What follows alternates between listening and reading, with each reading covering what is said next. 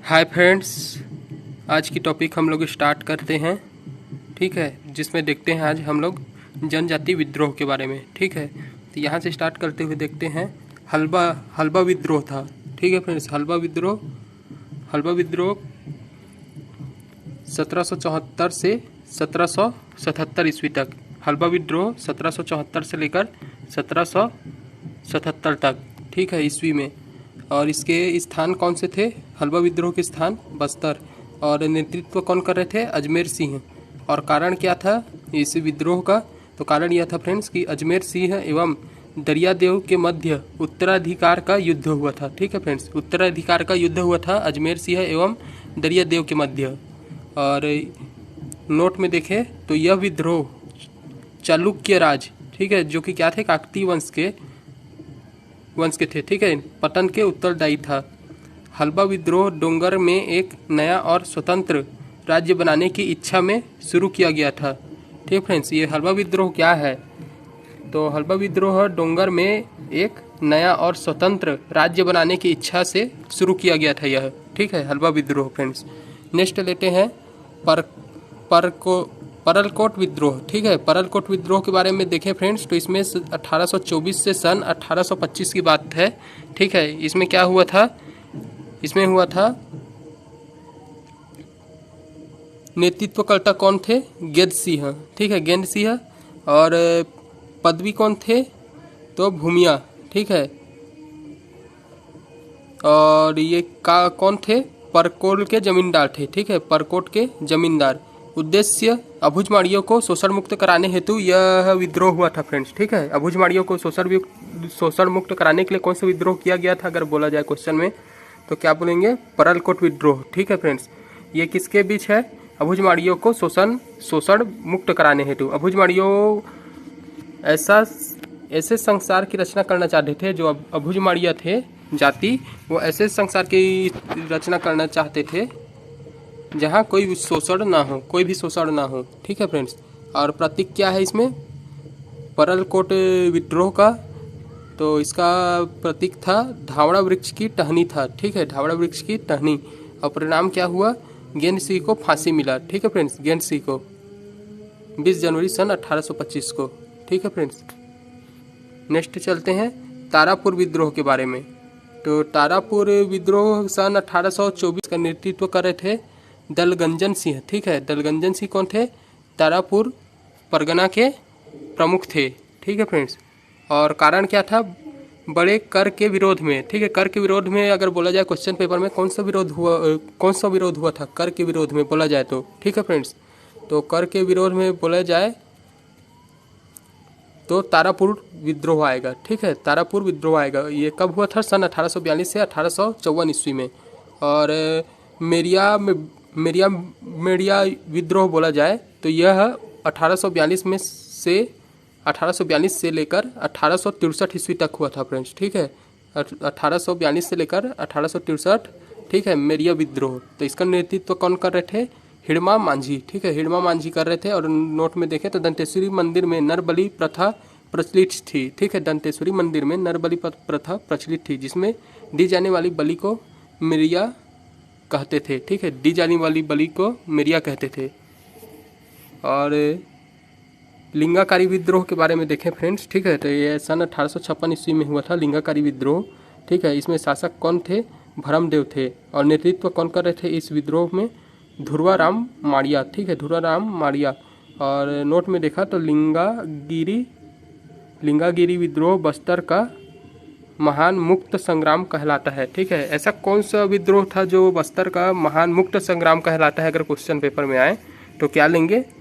लिंगागिरी विद्रोह। ठीक है फ्रेंड्स, कोई विद्रोह। ठीक है, ये भी एक विद्रोह है, कोई विद्रोह नाम से एक विद्रोह है। इसका नेतृत्व कर रहे थे नागुल दुर्ला। ठीक है, नागुल दुर्ला पोटे कला के जमींदार थे। ठीक है, नागुल दुर्ला। और उद्देश्य क्या था? साल वृक्ष की कटाई को रोकने हेतु यह किया गया था। ठीक है, साल वृक्ष की कटाई को रोकने हेतु कौन सा विद्रोह किया गया? कोई विद्रोह। ठीक है, ये कब हुआ था? सन 1859 में। ठीक है, 1859 ईस्वी में। मुड़िया। ठीक है, मुड़िया विद्रोह के बारे में देखें जनवरी सन 1876 ईस्वी में। ठीक है, 1876 ईस्वी में। शासक कौन थे? भैरम देव, ठीक है। नेतृत्वकर्ता कौन थे इसमें? झाड़ा सिरहा, ठीक है। झाड़ा सिरहा नेतृत्व कर रहे थे। कारण क्या था? अंग्रेजों की ऑटोक्रेसी नीति एवं गोपीनाथ कपड़दार को दीवान बनाना, ठीक है। क्या कारण था? अंग्रेजों की ऑटोक्रेसी नीति एवं गोपीनाथ कपड़दार को दीवान बनाना, ठीक है फ्रेंड्स। और नोट में देखें तो इस विद्रोह में मुड़िया जनजाति के लोग मुख्यतः से भाग लिए थे, ठीक है। मुड़िया जनजाति के लोग मुख्यतः से भाग लिए थे इस विद्रोह में। और ये 1867 में बस्तर क्षेत्र में दीवान के रूप में गोपीनाथ कपड़दार की नियुक्ति हुई, जो जनजाति शोषण के लिए कुख्यात था, ठीक है फ्रेंड्स। क्या बोला गया? ये जो मुड़िया विद्रोह था इसमें सन 1867 में बस्तर क्षेत्र में दीवान के रूप में गोपीनाथ कपड़दार, ठीक है, गोपीनाथ कपड़दार की नियुक्ति हुई, जो जनजाति शोषण के लिए कुख्यात था, ठीक है फ्रेंड्स। इसमें कंफ्यूज मत होइएगा। एक और हमने देखा था मुड़िया जाति के बारे में, तो ये मुड़िया नहीं है, ये मेरिया है, ठीक है। ऊपर जो हमने टॉपिक कवर किया था फ्रेंड्स, ये क्या है? मेरिया विद्रोह था, ठीक है फ्रेंड्स। और ये जो हमने अभी बात की इसमें क्या है? मुड़िया, ठीक है। भूतकाल विद्रोह के बारे में देखें, सन बात करें तो 1910 ईस्वी में, ठीक है, फरवरी में, ठीक है, भूतकाल विद्रोह। तो शासक कौन थे इस समय? रुद्र प्रताप देव, ठीक है। रुद्र प्रताप देव शासक थे।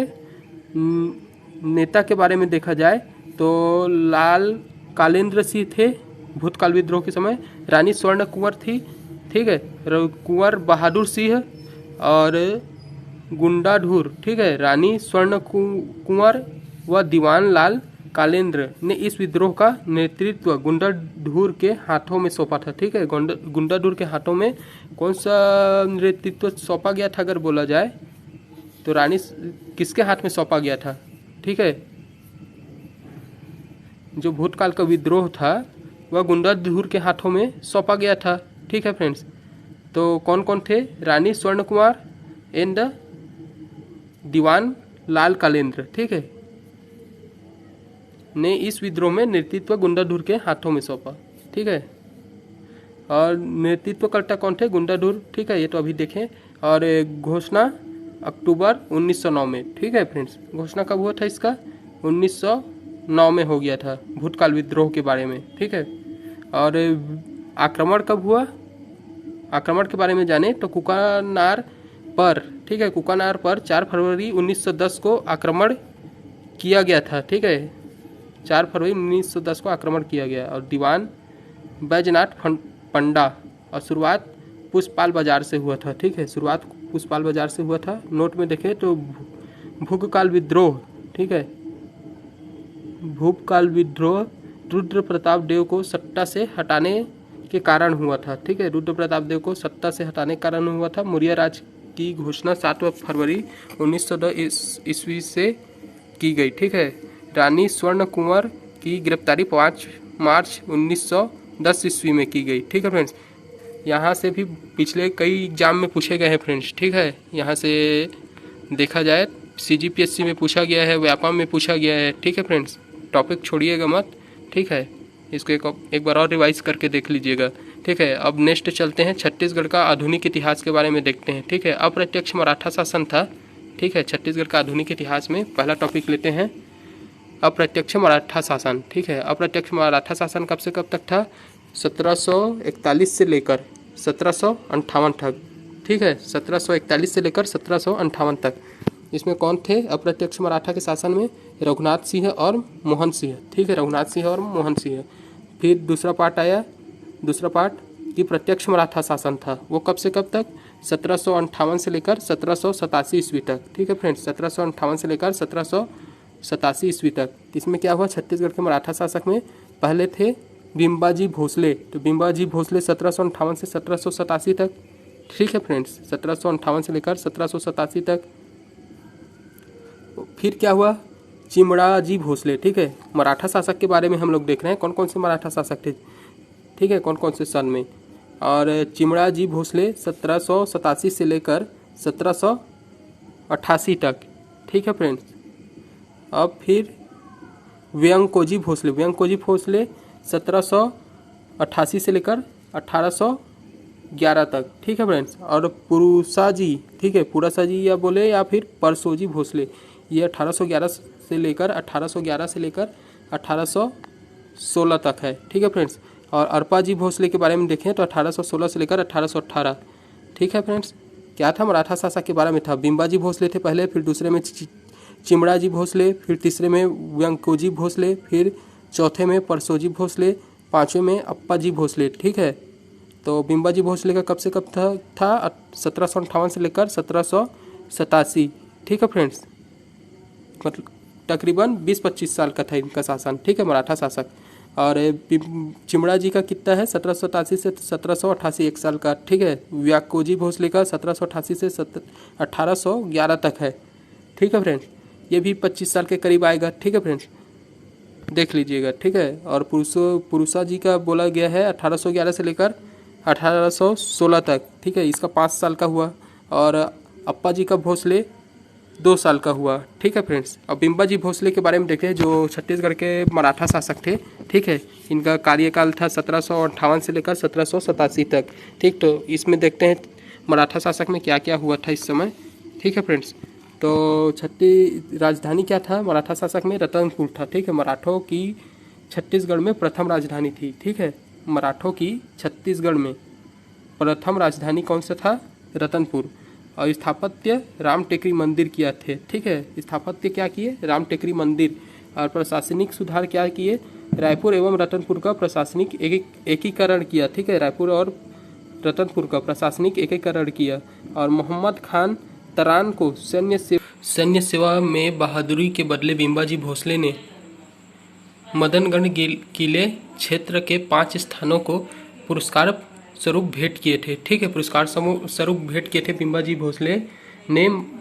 क्या, कौन सा किला, मदनगढ़ किला, ठीक। क्षेत्र के 5 स्थानों को पुरस्कार स्वरूप भेंट किए थे मोहम्मद खान तरान को, ठीक है, सैन्य सेवा बहादुरी के नाम से, ठीक, बिंबाजी भोसले द्वारा। और पत्नी कौन थी उनकी, आनंदीबाई थी। और उमाबाई के बारे में जाने और रमाबाई के बारे में जानते हैं यहाँ से। तो पत्नी आनंदीबाई में देखते हैं, बिंबाजी की मृत्यु के उपरांत 1787 से 1801 ईस्वी में सत्ता की बागडोर संभाली है, ठीक है, आनंदीबाई ने। 1787 से 1801 ईस्वी में जब सत्ता की बागडोर संभाली, इनका सूबेदार महिपत राव के साथ सत्ता के लिए संघर्ष हुआ था, ठीक है। इन्होंने राम टेकरी मंदिर में मूर्ति के समक्ष हाथ जोड़ी हुई स्थिति में बिंबाजी की प्रतिमा का निर्माण करवाया था, ठीक है। अगर क्वेश्चन पेपर में आए तो क्या लेंगे फ्रेंड्स, ठीक है। यहाँ से क्वेश्चन बनता है कि अगर राम टेकरी मंदिर में मूर्ति के समक्ष जोड़ी हुई बिंबाजी की जो प्रतिमा बनाई गई थी राम टेकरी मंदिर के में, ठीक है, राम टेकरी मंदिर में मूर्ति के समक्ष हाथ जोड़ी हुई एक बिंबाजी की प्रतिमा बनाई गई थी, वो किसके द्वारा बनाई गई थी, क्वेश्चन आए तो क्या लेंगे आंसर, आनंदीबाई, ठीक है फ्रेंड्स। आनंदीबाई के समकालीन मराठा शासक थे बिंबाजी, ठीक है, और चिमड़ा जी और व्यंकोजी भोसले, ठीक है फ्रेंड्स। और उमाबाई के बारे में देखें तो अपने पति की मृत्यु से दुखी होकर 1787 ईस्वी में सती हो गई, ठीक है। सती कौन हुई बोला गया, बिंबाजी भोसले की शासनकाल में बोला जाए तो उमाबाई, ठीक है। परिणाम स्वरूप रतनपुर में सती चारा का निर्माण करवाया गया, ठीक है, सती चारा का निर्माण कराया गया, कहाँ, रतनपुर में। रमाबाई के बारे में देखें तो पति के वियोग में वन चली गई थी, ठीक है।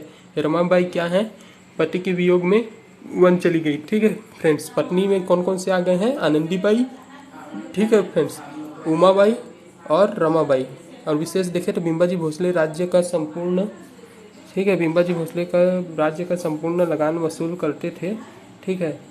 और लगान का कोई भी हिस्सा नागपुर नहीं भेजते थे, ठीक है। लगान तो करते थे पर उसका कोई भी हिस्सा नागपुर नहीं भेजते थे। बिंबाजी भोसले के प्रमुख प्रशासनिक अधिकारी कौन थे, अधिकारी दीवान घोड़ों के महादेव था, घोड़ों के महादेव, ठीक है। चिमड़ा जी भोसले के बारे में देख ले, जिनका कार्यकाल था 1787 से लेकर 1788 तक के।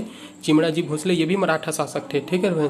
तो ये बिंबाजी के मृत्यु के बाद उनके भतीजे, ठीक है, बिंबाजी की मृत्यु के बाद उनके भतीजे चिमड़ा जी ने, ठीक है, क्या बोला गया, बिंबाजी के मृत्यु के बाद, ठीक है, ये कौन है, चिमड़ा जी, उनके भतीजे, ठीक है, बिंबाजी के ने सत्ता संभाला, किंतु 1778 ईस्वी में उनका रहस्यमय मृत्यु हो गया था। ठीक है, इसका तो यहीं तक है फ्रेंड्स। ठीक है, नेक्स्ट लेते हैं हम लोग व्यंकोजी भोसले के बारे में जानते हैं। ठीक है, व्यंकोजी भोसले का शासनकाल कब से कब तक था? 1788 से लेकर 1811 ईस्वी तक के। तो यहाँ देखते हैं व्यंकोजी ने छत्तीसगढ़ में सूबेदारी प्रथा की शुरुआत की थी। ठीक है, सूबेदारी प्रथा की शुरुआत किसने की थी बोला गया? तो व्यंकोजी भोसले द्वारा। ठीक है, ये कौन है? मराठा शासक हैं। और इनके शासनकाल के दौरान छत्तीसगढ़ में 1790 ईस्वी में यूरोपीय यात्री फॉरेस्टर रायपुर आए थे। ठीक है, यूरोपीय यात्री फॉरेस्टर कहाँ आए थे? रायपुर आए थे। व्यंकोजी भोसले के शासनकाल के समय की बात चल रही है इनका। ठीक है, मराठा शासक हैं ये। तो 13 मई 1975 को गीतेजी ब्लड में रतनपुर की यात्रा की थी। ठीक है, 13 मई को 1795 को मीजेटी ब्लड में रतनपुर की यात्रा की थी। इनके शासनकाल के दौरान निम्नलिखित सूबेदार ने कार्य किया है। ठीक है, कौन कौन से सूबेदार ने कार्य किया है इनके शासनकाल में? व्यंकोजी भोसले के महापतराव दिनकर थे। ठीक है, बिट्टलट, ठीक है, बिटटराव दिनकर, भवानी कालू, केशव गोविंद, बिंकोजी पेंड्री, बिकाजी। ठीक है फ्रेंड्स, याद रखिएगा। और यूरोपीय यात्री के बारे में देखें और उसमें शासन प्रशासन कौन कौन थे, तो यूरोपीय यात्री मिस्टर लेकी के समय 1790 में शासक प्रशासक थे महापत राव। ठीक है, फॉरेस्टर यूरोपीय यात्री थे उस समय कौन थे? महिपत राव। और मीजे टी ब्लंट थे तब कौन थे? विट्ठल राव। ठीक है, विट्ठल राव। और कोलब्रुक थे तब केशव कोदी। ठीक है, सूबा शासन 1788 से लेकर 1818 ईस्वी के बारे में देखते हैं यहाँ से। ठीक है फ्रेंड्स, तो इसमें देखते हैं अवधि कब से कब? 1788 से लेकर 1818 ईस्वी। ठीक है, सूबा शासन।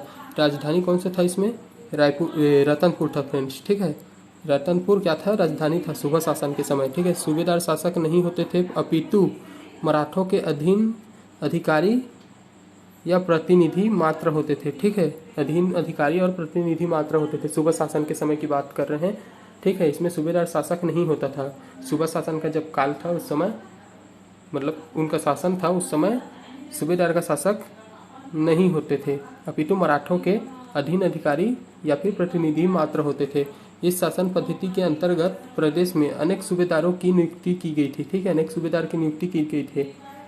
इस शासन पद्धति के अंतर्गत प्रदेश में अनेक सूबेदारों की नियुक्ति की गई थी, जिसका वर्णन इस प्रकार है। ठीक है, महिपत राव दिनकर हैं। ठीक है, तो इनका क्या है? 1788 से लेकर 90 तक के सन में इनका था। छत्तीसगढ़ के प्रथम सूबेदार थे ये।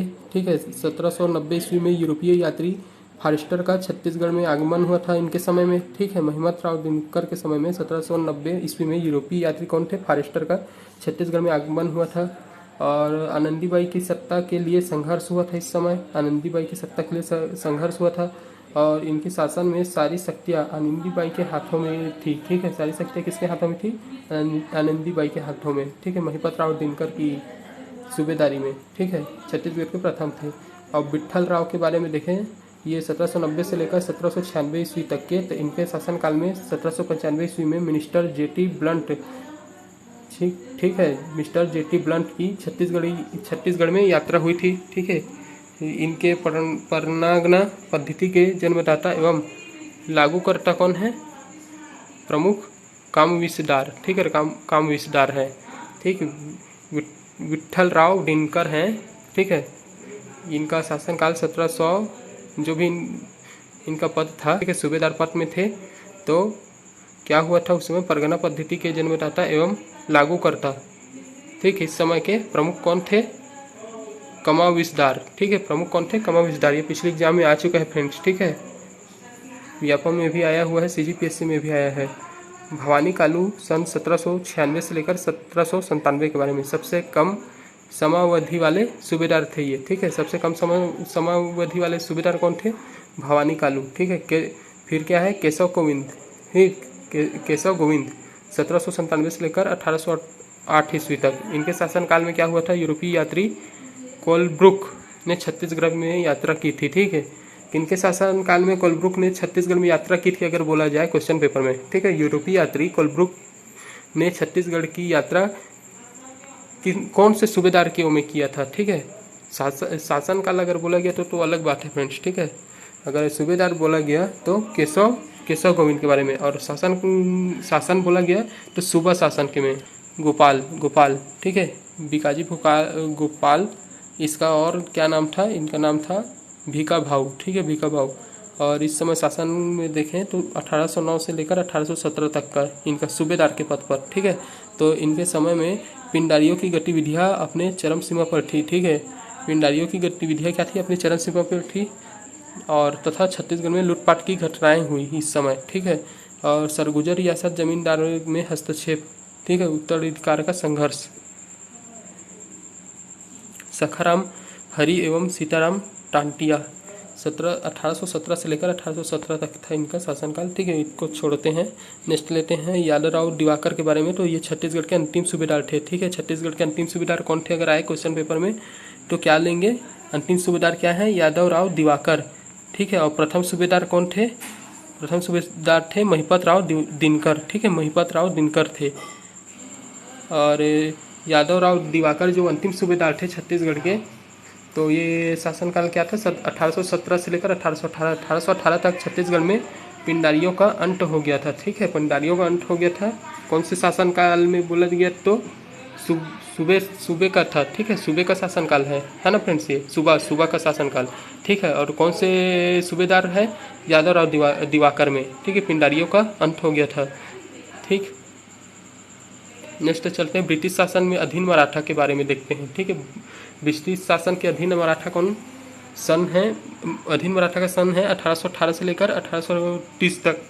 ठीक है, तो 1818 में पहली बार छत्तीसगढ़ अंग्रेजी शासन के अधीन हुआ था। ठीक है, 1818 में पहली बार छत्तीसगढ़ क्या हुआ था? अंग्रेजी शासन के अधीन हो गया था। ये कब की बात है? कौन से सन की? जब सूबेदार का अंतिम था। ठीक है, छत्तीसगढ़ में छत्तीसगढ़ के अंतिम सूबेदार थे 1818 ईस्वी में। ठीक, पहली बार छत्तीसगढ़ अंग्रेजी शासक के अधीन हुआ। ब्रिटिश संरक्षण स्थापित करने का मुख्य कारण रघुजी तृतीय का अल्पायु होना था। ठीक है, ब्रिटिश संरक्षण स्थापित करने का मुख्य कारण यह था कि रघुजी तृतीय थे, उनका अल्पायु हो गया था। ठीक है, और ब्रिटिश अधीक्षक के बारे में देखें तो छत्तीसगढ़ के प्रशासन में ब्रिटिश सुप्रिटेंडेंट की नियुक्ति की गई। ठीक है, ब्रिटिश सुप्रिटेंडेंट की नियुक्ति की गई, जिसमें नागपुर के रेसिडेंट के अधीन कार्य करना पड़ता था। ठीक, छत्तीसगढ़ के प्रशासन के लिए ब्रिटिश सुप्रिटेंडेंट की नियुक्ति की गई, जिन्हें नागपुर के रेसिडेंट के अधीन कार्य करना पड़ता था। कैप्टन एडमंड 1818 ईस्वी से लेकर 1818 ईस्वी। ठीक है, ब्रिटिश अधीक्षक के बारे में पढ़ रहे हैं। ठीक है, ये लोग ब्रिटिश अधीक्षक हैं छत्तीसगढ़ के हिसाब से देख रहे हैं। ठीक है, छत्तीसगढ़ के अंदर के। तो 1818 ईस्वी से 1818 ईस्वी में इसमें राजधानी तो रतनपुर ही था, पर छत्तीसगढ़ में प्रथम ब्रिटिश अधीक्षक कौन कहला गए? Captain Edmund. ठीक है, कैप्टन एडमंड। और नागपुर के भोसले राज्य पर ब्रिटिश संरक्षण के अंतर्गत छत्तीसगढ़ में नियुक्त प्रथम सुप्रिटेंडेंट कैप्टन एडमंड था। ठीक है, नागपुर के भोसले राज्य पर ब्रिटिश संरक्षण के अंतर्गत। ठीक है, नागपुर के भोसले राज्य है, वहाँ ब्रिटिश संरक्षण के अंतर्गत छत्तीसगढ़ में नियुक्त प्रथम सुप्रिटेंडेंट कैप्टन एडमंड था। ठीक है, कैप्टन एडमंड। और 1818 ईस्वी में डोंगरगढ़ के जमींदार का विद्रोह हुआ था, किंतु एडमंड ने खैरागढ़ के जमींदार के सहयोग के विद्रोह का दमन किया। ठीक है, परिणाम स्वरूप खैरागढ़ के जमींदार को डोंगरगढ़ क्षेत्र भी मिल गया। ठीक है, कैप्टन पी वांस एगेन्यू। ठीक है, कैप्टन पी वांस एगेन्यू के बारे में देखें फ्रेंड्स, तो ये क्या है? राजधानी रायपुर थे। ठीक है, इनका। और प्रशासनिक सुधार क्या किए इन्होंने? छत्तीसगढ़ में प्रशासनिक ब्रांच का पुनर्गठन किया। 1818 ईस्वी में छत्तीसगढ़ की राजधानी रतनपुर से रायपुर ले आए थे ये। ठीक है, क्या हुआ? कौन से ब्रिटिश शासक हैं ये? कैप्टन पी वंश। ठीक है, रतनपुर राजधानी से लेकर रायपुर ले आए, रतनपुर से रायपुर ले गए 1818 ईस्वी में। ठीक है, और इन्होंने 27 परगनों को 8 परगनों के 27 परगनों को 8 परगनों की समिति कर दिया, किंतु कुछ समय बाद 9 परगने कर दिया। ठीक है, 27 में से क्या हुआ? 8 हुआ। ठीक, फिर समिति कर दिया था 8 परगनों की। ठीक है, किंतु कुछ समय बाद क्या हो गया? 9 परगने कर दिया। ठीक है, और व्यवस्था के सुधार हेतु पटेल पद समाप्त कर दिया गया और निम्न पदों की नियुक्ति की गई, जैसे बरार पांडे, पोतदार। ठीक है, पोतदार, उसके बाद अमीन। ठीक है फ्रेंड्स, प्रमुख प्रमुख विद्रोह हुआ इनके शासनकाल में, उनके बारे में देखते हैं। तो विद्रोह हुआ था, नवागढ़ का विद्रोह हुआ था। ठीक है, विद्रोहकर्ता कौन थे? महारसिया थे। ठीक है, महारसिया नाम से जमींदार थे। और 1818 से 1850 इस वर्ष में देखा जाए तो गोड़ विद्रोह हुआ था, विद्रोह का नाम। और विद्रोहकर्ता कौन थे? गोड़ राजा थे। ठीक है, धमधा का। ठीक है, और सोना खान का विद्रोह हुआ था 1819 में। तो इसमें विद्रोहकर्ता कौन थे? राम साय। ठीक है, दमनकर्ता। ठीक है, विशेष कर देखा जाए तो दमनकर्ता कैप्टन मैक्स। और विद्रोह का नाम है परलकोट का विद्रोह। ठीक है, इसमें विद्रोहकर्ता कौन थे? गेंद सिंह। और दमनकर्ता कैप्टन बेपे। विशेष है ये। ठीक है फ्रेंड्स, और एक और विद्रोह हुआ था फ्रेंड्स, सामंत भारती का विद्रोह। ठीक है, ये पिछले बार 2018 में सीजी व्यापा में आया गया है फ्रेंड्स। ठीक है, क्या है? सामंत भारती का विद्रोह। इसके विद्रोहकर्ता कौन थे? सामंत भारती। ठीक है, नाम से ही पता चल जाएगा फ्रेंड्स। और कैप्टन हंटर के बारे में देखा 1885 ईस्वी में था। ठीक है, फिर कैप्टन सेंडिस। ठीक है, कैप्टन सेंडिस के बारे में देखें तो 1825 से 1828 ईस्वी में लोरमी और तरिंगा नामक 2 तालुकाओं का निर्माण करवाया था। ठीक है, कैप्टन रेंडिस ने सेंडिस। ठीक है, सॉरी, कैप्टन सेंडिस। और बस्तर कांकेर व जयपुर करद जमींदारों के बीच विवाद का समझौता करवाया था। ठीक है, बस्तर कांकेर व जयपुर करद। ठीक है, जयपुर करद जमींदारों के बीच विवाद को समझौता कराया था। कैप्टन विलिंगटन का देखा गया तो 1828 ईस्वी में इनका शासन का। ठीक है, और कैप्टन क्राफर्ड। ठीक, ये 6वें हैं। ठीक है, इसमें क्या हुआ? इस समय से ब्रिटिश संरक्षण समाप्त हो गया था हमारा। कैप्टन क्राफर्ड में 1818 से स्टार्ट हुआ था फ्रेंड्स। ठीक है, कहाँ तक गया है? 1830 ईस्वी तक गया है हमारा। ठीक है, ब्रिटिश काल के बारे में जो देखें हमने, ब्रिटिश अधीक्षक के बारे में, वो 1818 से लेकर 1830 तक चला। और इसमें कितने बने हैं कैप्टन, मतलब अधीक्षक बोला जाए ब्रिटिश, तो 6 बने हैं। ठीक है फ्रेंड्स, कौन कौन से हैं एक नज़र देख लेते हैं। पहले थे कैप्टन एडमंड। ठीक, जिसमें राजधानी क्या था? रतनपुर। दूसरे कैप्टन पी वांस एगेन्यू। ठीक, इसमें भी राजधानी रायपुर था। ठीक है फ्रेंड्स, और उसके बाद था कैप्टन हंटर, उसके बाद कैप्टन सेंडिस, उसके बाद कैप्टन विल्किंसन, और उसके बाद था कैप्टन क्राफर्ड। ठीक है फ्रेंड्स, नेक्स्ट लेते हैं। पुनः भोसले शासन हुआ 1830 से स्टार्ट हुआ, जिसमें 1854 ईस्वी तक चला है। ठीक है, ये क्या था? रघुजीत तृतीय। ठीक है, रघुजीत तृतीय करके देखते हैं, भोसला शासन था इस समय। ठीक है, भोसला शासन का पुनः वो हुआ 1830 ईस्वी से लेकर 1854 ईस्वी के बीच। तो रघुजी का तृतीय था, तो रघुजी तृतीय 1830 ईस्वी से लेकर 1854 ईस्वी तक। तो रघुजी तृतीय ने छत्तीसगढ़ शासन जिलेदार के माध्यम से संचालित करने का निर्णय लिया। ठीक है, जूना 1830 के ब्रिटिश अधीक्षक क्राफर्ड ने भोसला प्रतिनिधि कृष्णराव अप्पा को छत्तीसगढ़ का शासन सौंप दिया। ठीक है, किसको सौंप दिया था? कृष्णराव अप्पा को छत्तीसगढ़ का शासन सौंप दिया था। 1930 में ब्रिटिश अधीक्षक कौन थे? क्राफर्ड। ठीक है, क्राफर्ड ने भोसले प्रतिनिधि कृष्णराव को छत्तीसगढ़ का शासन सौंपा था। और जिलेदार की व्यवस्था में देखें तो 1830 ईस्वी से 1800